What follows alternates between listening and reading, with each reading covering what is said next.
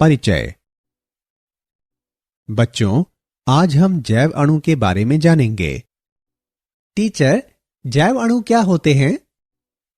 जैव अणु कार्बनिक अणु है जो एक सजीव जीव द्वारा उत्पन्न किया जाता है।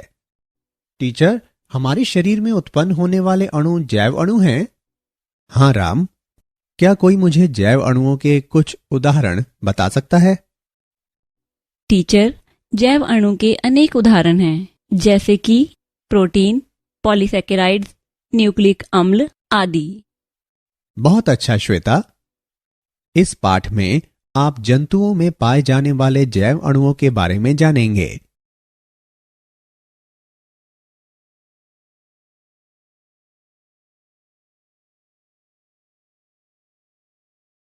उद्देश्य।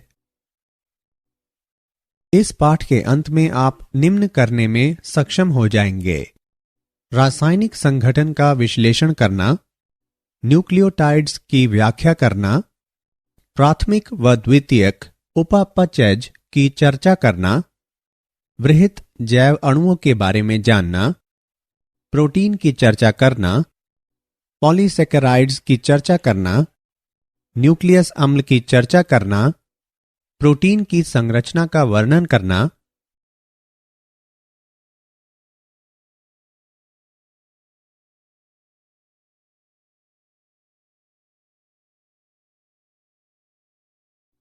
एक बहुलक में एककों को जोड़ने वाले बंधों की प्रकृति की चर्चा करना, शरीर अवयवों की गतिक अवस्था उपापाच्य की संकल्पना की चर्चा करना, जीव के उपापाचीय आधार की व्याख्या करना, जीव अवस्था की व्याख्या करना, एंजाइम का वर्णन करना।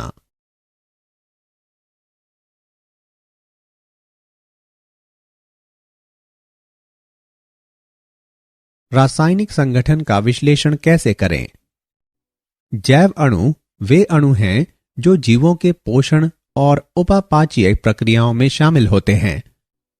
जीवों में उपस्थित अधिकतर रासायनिक यौगिकों में सदैव कार्बन और हाइड्रोजन होता है और इनके कार्बन परमाणु रेखित श्रृंखला, शाखित श्रृंखला या वलीय संरचनाएं बनाने के लिए सहसंयोजक रूप से बंधित होते हैं। कार्बनिक यौगिकों को अमीनो अम्ल, न्यूक्लियोटाइड्स, क्षार, वसा अम्ल आदि में वर्गीकृत किया जा सकता है।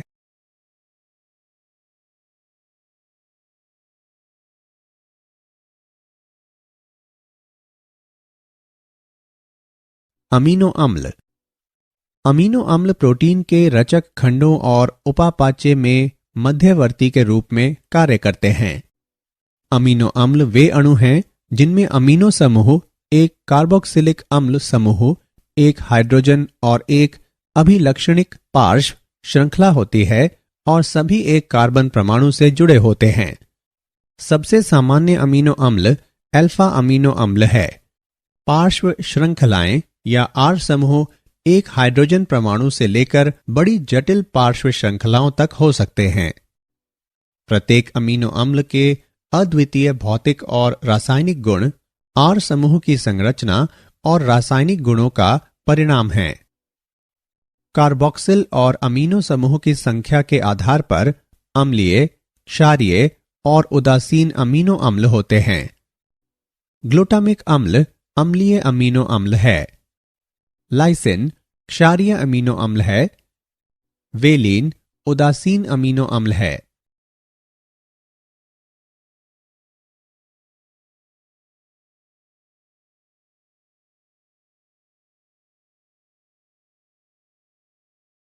लिपिड्स। लिपिड्स कार्बनिक अणु हैं जो जल में अघुलनशील होते हैं।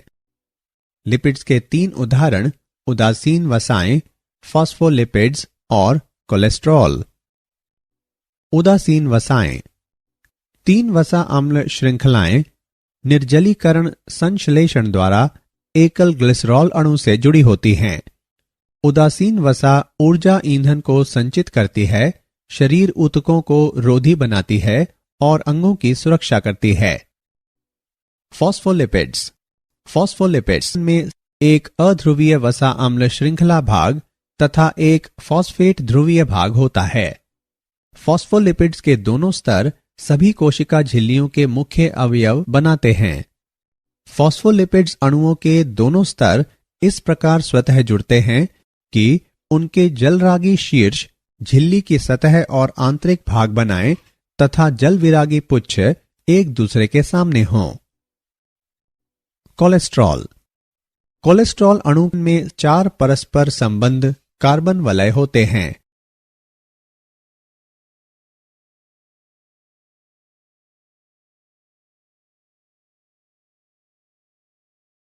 न्यूक्लियोटाइड्स।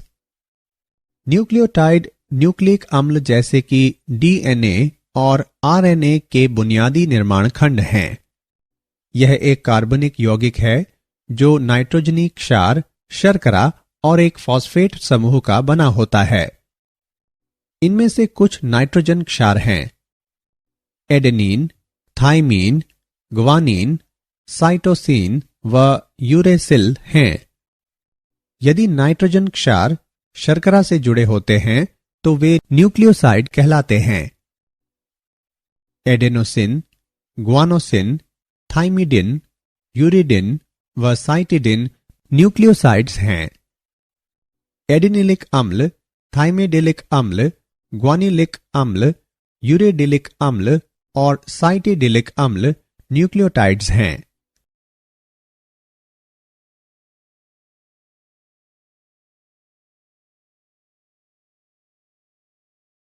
प्राथमिक तथा द्वितीयक उपापचयज। प्राथमिक उपापचयज वह उपापचयज है जो सामान्य वृद्धि, विकास और जनन में सीधे शामिल होते हैं।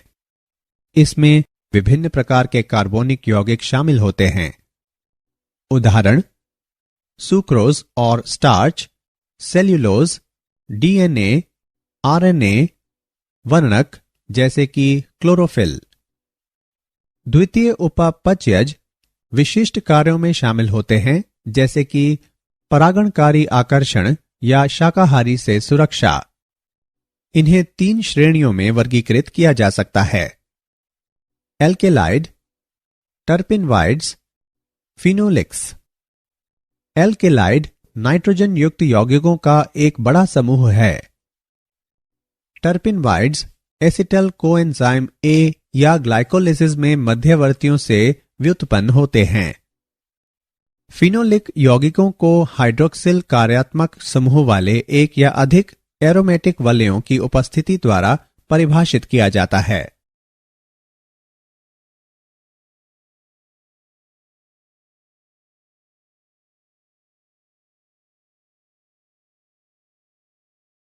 वृहत जैव अणु। यौगिक अम्ल घुलनशील भाग में पाए जाते हैं और जिनका अनुभार 18 से लगभग 800 डाल्टन के आसपास होता है। वृहत जैव अणु जो अम्ल विलीय अंश में पाए जाते हैं जैसे प्रोटीन, न्यूक्लियक अम्ल, पॉलीसैकेराइड्स और लिपिड्स। लिपिड्स के अतिरिक्त सभी वृहत जैव अणुओं का अणुभार 10,000 डाल्टन से अधिक होता है। इसका कारण है कि लिपिड्स के अतिरिक्त सभी बहुलक पदार्थ होते हैं। पॉलीसैकेराइड्स। पॉलीसैकेराइड्स मोनोसैकेराइड्स के बहुलक हैं। पॉलीसैकेराइड्स मोनोसैकेराइड्स के समबहुलक या विषम बहुलक हो सकते हैं। न्यूक्लियक अम्ल। न्यूक्लियक अम्ल न्यूक्लियोटाइड्स के बहुलक होते हैं। प्रोटीन। प्रोटीन अमीनो अम्ल के बहुलक हैं।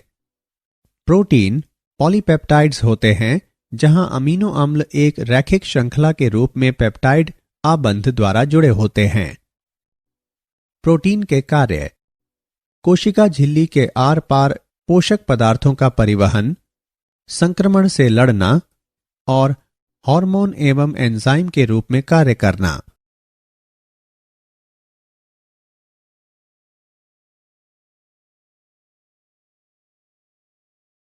प्रोटीन। प्रोटीन पेप्टाइड आबंध द्वारा सहसंयोजक रूप से एक श्रृंखला में जुड़े अमीनो अम्लों के बहुलक होते हैं।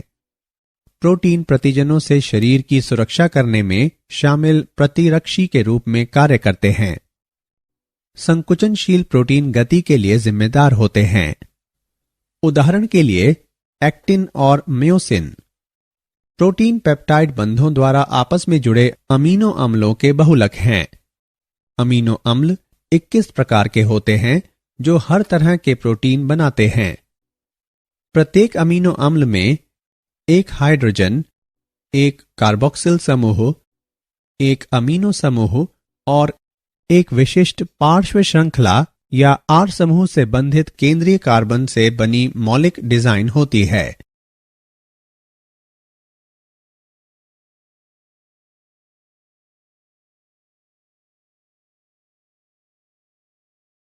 पॉलीसैकेराइड्स।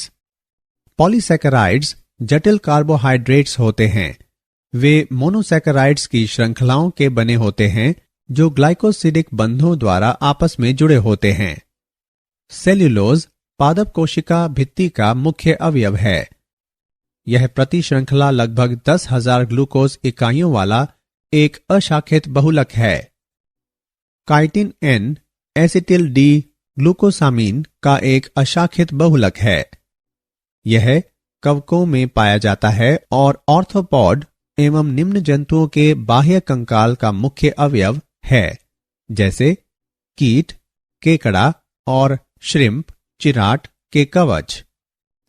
ग्लाइकोजन शाखन बिंदु प्रदान करने वाले अल्फा 1,6 ग्लाइकोसिडिक बंधों तथा अल्फा 1,4 ग्लाइकोसिडिक बंधों द्वारा जुड़ी ग्लूकोज इकाइयों का बना एक पॉलीसैकेराइड्स है।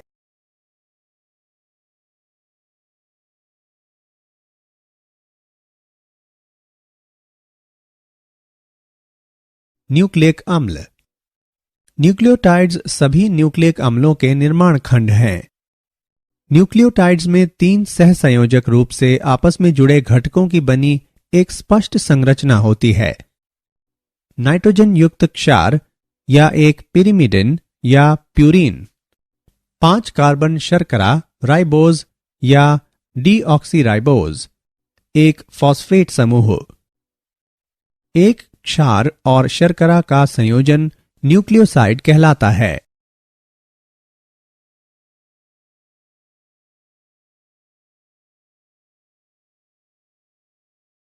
प्रोटीन की संरचना। प्रोटीन पेप्टाइड बंधों द्वारा जुड़ी अमीनो अम्लों की एक या अनेक श्रृंखलाओं की बनी होती है और एक विशिष्ट त्रिमिमीय आकार में वलित होती है।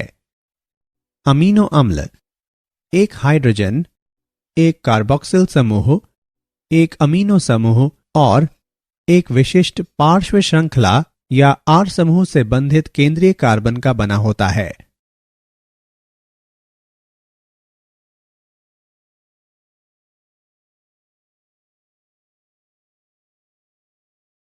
प्रोटीन संरचना के स्तर। प्राथमिक संरचना। प्रोटीन में अमीनो अम्लों का रैखिक व्यवस्थापन और सहसंयोजक अनुबंधों की स्थिति, जैसे कि अमीनो अम्लों के बीच में डाइसल्फाइड बंध। द्वितीयक संरचना। प्रोटीन के भीतर वलन का क्षेत्र, उदाहरण अल्फा हेलिक्स और चुन्नटदार परत सहित, जो हाइड्रोजन बंधन द्वारा स्थायीकृत होते हैं। तृतीयक संरचना। प्रोटीन की अंतिम त्रिविमीय संरचना जो अमीनो अम्लों के बीच अनेक गैर सहसंयोजक अंतःक्रियाओं का परिणाम है। चतुष्क संरचना। गैर सहसंयोजक अंतःक्रियाएं जो बहु पॉलीपेप्टाइड्स को एकल बड़ी प्रोटीन में बांधता है। 2 अल्फा ग्लोबिन और 2 बीटा ग्लोबिन पॉलीप्रोटीन्स के संयोजन के कारण हीमोग्लोबिन में चतुष्क संरचना होती है।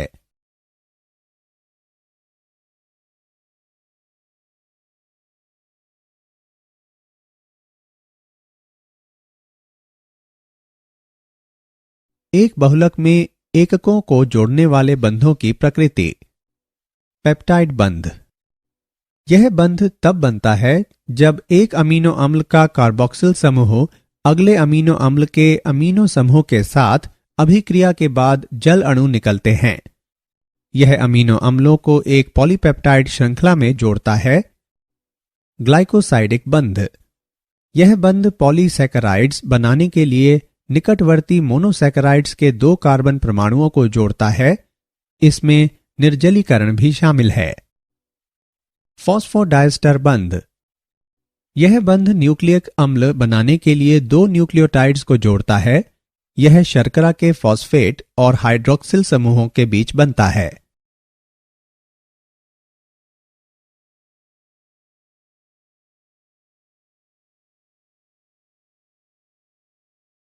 शरीर अवयवों की गतिक अवस्था। उपापाच्य की संकल्पना। उपापाच्य एक प्रक्रिया है जिसमें रासायनिक अभिक्रियाओं का समूह शामिल है जो भंडारण, दूसरी अभिक्रिया के लिए या एक उपोत्पाद के रूप में एक जैव अणु को दूसरे जैव अणु में बदलती है। उपचय एनाबॉलिक अभिक्रियाओं के उदाहरण: ग्लूकोज से ग्लाइकोजन का निर्माण, अमीनो अम्लों से प्रोटीन का निर्माण, वसा अम्लों से संचित वसा का निर्माण।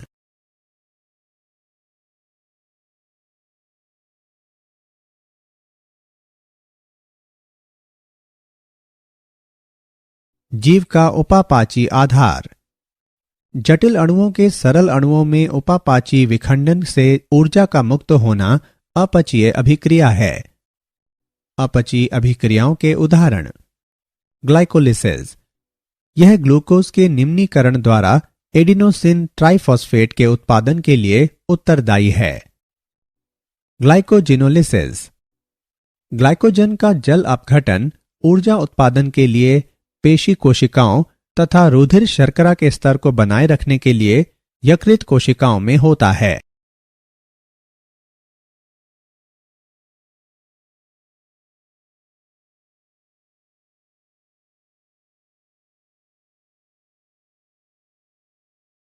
जीव अवस्था। जैविक यंत्र का सबसे महत्वपूर्ण तथ्य यह है कि सजीव प्रत्येक जैव अणु की सांद्रताओं द्वारा अभिलक्षित एक स्थिर अवस्था में मिलते हैं। रासायनिक या भौतिक प्रक्रियाएं स्वतः सामान्य अवस्था को प्राप्त करती हैं और स्थिर अवस्था एक सामान्य अवस्था होती है। सभी सजीव हमेशा कार्य करते हैं, उनमें कभी भी सामान्य अवस्था की स्थिति नहीं हो सकती। इसलिए जीव अवस्था एक असाम्य स्थायी अवस्था होती है जिससे कार्य संपन्न होते हैं। जीव प्रक्रिया एक लगातार प्रयास है जिसमें साम्यावस्था से बचा जा सके। इसे ऊर्जा इनपुट द्वारा प्राप्त किया जा सकता है। उपापचय से ऊर्जा प्राप्त होती है, इसलिए जीव अवस्था और उपापचय एक समान हैं। बिना उपापचय के जीव अवस्था प्राप्त नहीं हो सकती।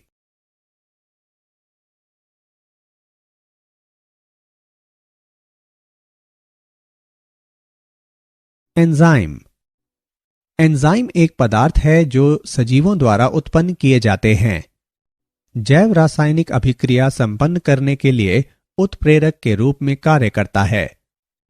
लगभग सभी एंजाइम प्रोटीन होते हैं। एंजाइमों में सभी प्रोटीनों जैसे प्राथमिक, द्वितीयक और तृतीयक संरचनाएं भी होती हैं। सक्रिय स्थल पर क्रियाधार व्यवस्थित होते हैं और अभिक्रिया को तेज गति से उत्प्रेरित करते हैं।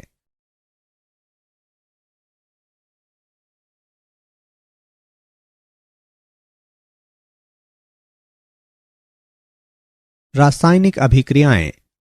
रासायनिक यौगिकों में दो तरह के परिवर्तन होते हैं। भौतिक परिवर्तन का अर्थ है बिना बंध के टूटे आकार में परिवर्तन, और रासायनिक परिवर्तन में बंधों का टूटना शामिल है। भौतिक और रासायनिक अभिक्रियाओं की दर प्रति इकाई समय में निर्मित उत्पाद की मात्रा के रूप में मापी जा सकती है। अभिक्रिया की दर डेल्टा पी बटे डेल्टा टी। तापमान अभिक्रिया की दर को सीधे प्रभावित करता है। प्रत्येक 10 डिग्री सेल्सियस तापक्रम के बढ़ने या घटने पर अभिक्रिया की दर क्रमशः द्विगुणित या आधी हो जाती है। परम तापमान में वृद्धि के कारण औसत गतिज ऊर्जा बढ़ जाती है और देहली ऊर्जा से अधिक ऊर्जा वाले अणुओं की संख्या भी बढ़ जाती है। इसलिए यह देखा गया है कि अभिक्रिया की दर तापमान में वृद्धि के साथ बढ़ जाती है। एक एंजाइम केवल एक विशिष्ट रासायनिक अभिक्रिया को उत्प्रेरित करता है। उदाहरण के लिए, माल्टोज शर्करा आपस में जुड़े दो ग्लूकोज अणुओं की बनी होती है। एंजाइम माल्टेज का आकार इस तरह का होता है कि यह बंध को तोड़ सके और 2 ग्लूकोज अणुओं को मुक्त कर सके।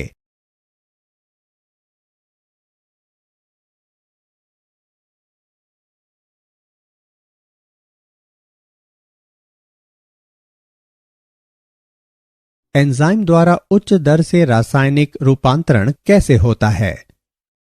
अभिक्रिया दर में वृद्धि करने की एंजाइम की क्षमता इस तथ्य पर निर्भर करती है कि यह संक्रमण अवस्था को स्थिर करता है।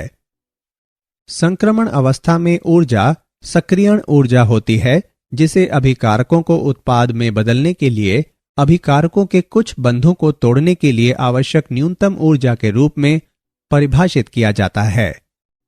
एंजाइम अपने सक्रिय स्थल को आकार देकर सक्रियण ऊर्जा घटा लेते हैं ताकि यह संक्रमण अवस्था में व्यवस्थित हो सके, चाहे यह क्रियाधार से बेहतर हो। उदाहरण के लिए, कैटालेज का एक अणु प्रति सेकंड हाइड्रोजन पेरोक्साइड के 40 मिलियन अणुओं को तोड़ सकता है।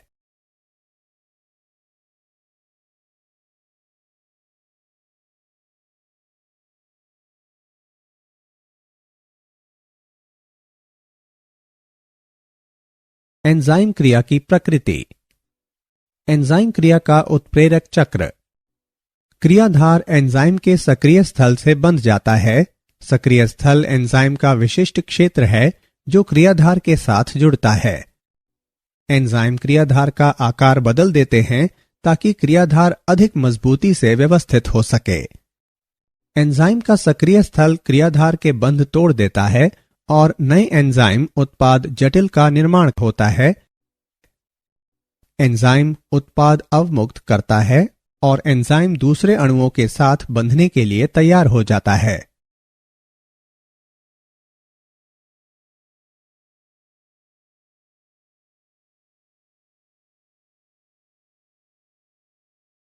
एंजाइम क्रियाविधि को प्रभावित करने वाले कारक। तापमान और पीएच। एंजाइम की क्रियाशीलता पीएच और तापमान में परिवर्तन द्वारा काफी परिवर्तित होती है। प्रत्येक एंजाइम एक निश्चित पीएच और तापमान पर बेहतर कार्य करता है। इसकी क्रियाशीलता उस बिंदु के ऊपर या नीचे के मानों पर घट जाती है। उदाहरण के लिए, प्रोटीएज पेप्सिन 1 से 2 तक के पीएच पर बेहतर कार्य करता है। प्रोटीएज ट्रिप्सिन इतने कम पीएच पर निष्क्रिय होता है, लेकिन 8 पीएच पर बहुत सक्रिय हो जाता है। पीएच में परिवर्तन आवेशित अमीनो अम्लों की आयनीकरण अवस्था को बदल देता है, जो क्रियाधार बंधन क्रिया में महत्वपूर्ण भूमिका निभा सकता है।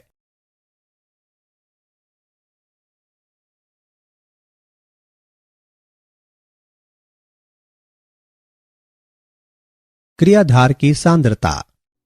यदि एंजाइम की मात्रा को नियत रखा जाता है और क्रियाधार सांद्रता को धीरे धीरे बढ़ाया जाता है, तो सर्वोच्च गति प्राप्त करने तक अभिक्रिया वेग में वृद्धि होगी।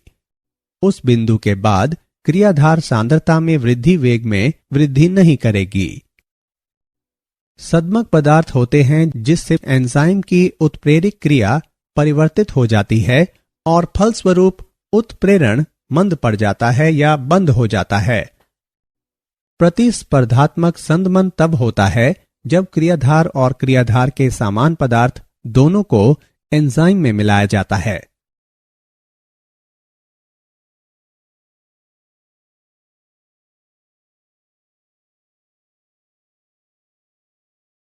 एंजाइम का वर्गीकरण व नामकरण। अभिक्रियाओं के प्रकार के आधार पर एंजाइमों को विभिन्न समूहों में वर्गीकृत किया जा सकता है। ऑक्सीडोरिडक्टेज या डिहाइड्रोजिनेजेज एंजाइम जो एक अणु से दूसरे अणु तक इलेक्ट्रॉन स्थानांतरित करते हैं, ऑक्सीडोरिडेज कहलाते हैं। अधिकतर उपापचयी ऑक्सीकरण अभिक्रियाओं में इलेक्ट्रॉन दाता से हाइड्रोजन को हटाना शामिल है। ये एंजाइम डिहाइड्रोजिनेजेज कहलाते हैं। ट्रांसफरेजेज ये वे एंजाइम हैं जो एक समूह के स्थानांतरण में शामिल होते हैं। हाइड्रोलेजेज एक एंजाइम जो जल अपघटन की प्रक्रिया की गति बढ़ा देता है।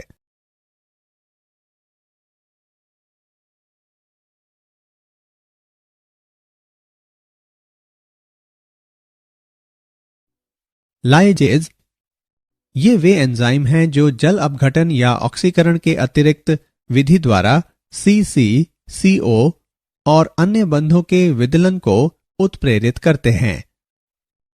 आइसोमरेजेज ये एंजाइम समावयवों के संरचनात्मक पुनर्व्यवस्था को उत्प्रेरित करते हैं। उदाहरण के लिए फ्यूमरेज। लाइगेजेज ये एंजाइम नए बंध बनाकर दो अणुओं को जोड़ते हैं। उदाहरण के लिए सिट्रिक अम्ल।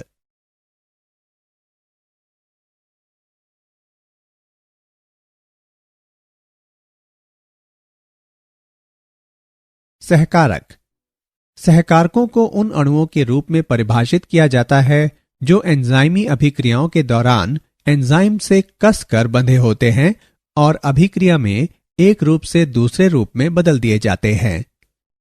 3 प्रकार के सहकारक हैं: प्रोस्थेटिक समूह, सह एंजाइम और धातु आयन। प्रोस्थेटिक समूह दृढ़ता से बंधी गैर पॉलीपेप्टाइड संरचना जो एंजाइम की क्रियाशीलता के लिए आवश्यक है। उदाहरण के लिए हीमोग्लोबिन का हीम।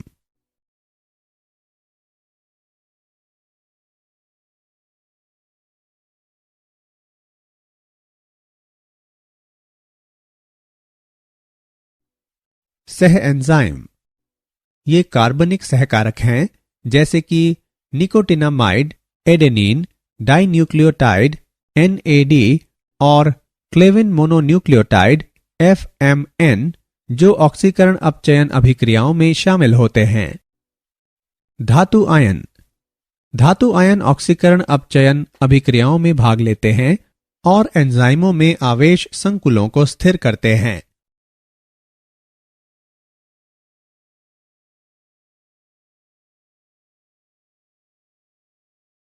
क्या आप जानते हैं डरावनी फिल्में देखने से उपापचय दर में वृद्धि हो सकती है। दालचीनी एक मसाला है जो आपकी उपापचयी दर में वृद्धि कर सकता है। यदि आप भोजन करना छोड़ देते हैं तो आपकी उपापचयी दर धीमी हो सकती है।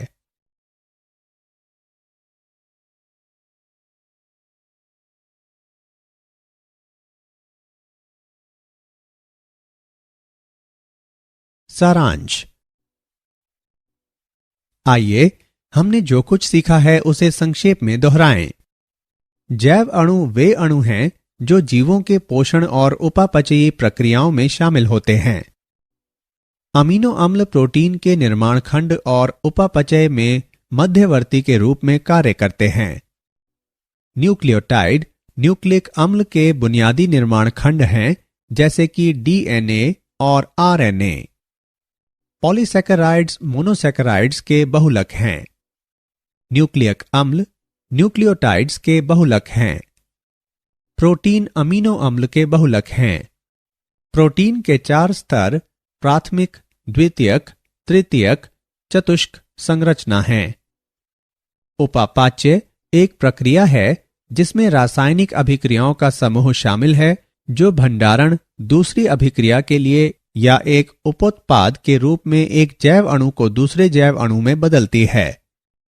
लगभग सभी एंजाइम प्रोटीन होते हैं। अभिक्रिया दर में वृद्धि करने की एंजाइम की क्षमता इस तथ्य पर निर्भर करती है कि यह संक्रमण अवस्था को स्थिर करता है।